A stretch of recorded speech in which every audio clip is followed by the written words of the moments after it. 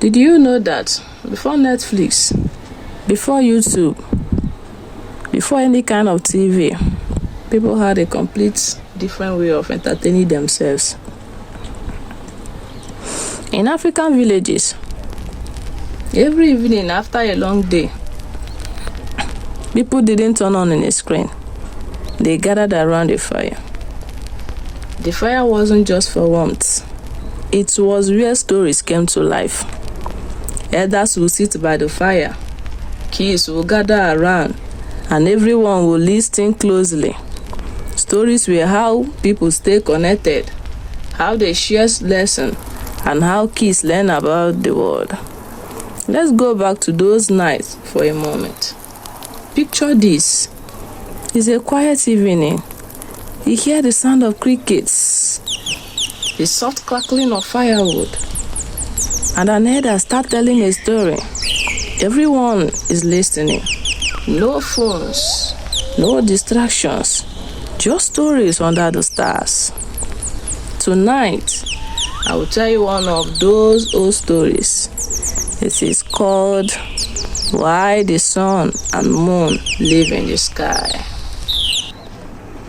A long time ago, the sun and the moon were best friends. They lived right here on Earth. They would often visit their friend Water, who lived in the rivers and streams. One day, Sun said, "Hey, Water, why don't you come visit me at my house?"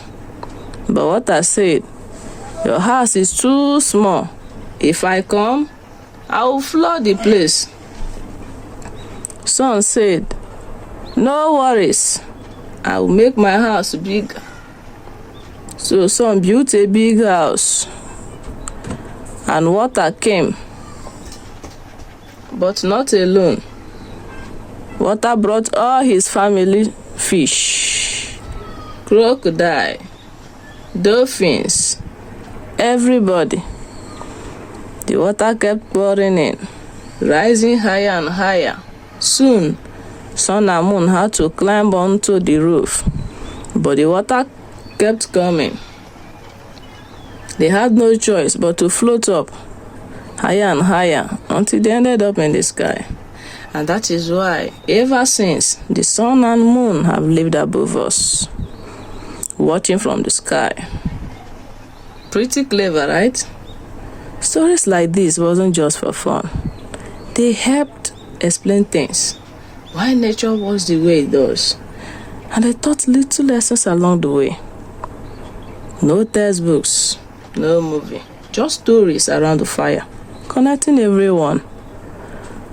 So next time you hit play on a movie or a show, remember, for a long time, this was how people relaxed, with simple stories that made you think, laugh, and imagine. If you enjoyed this little trip back in time, give this video a like, subscribe for more stories like this, and hey, tell me in the comments what stories you remember from your childhood. Thanks for listening. See you in the next one.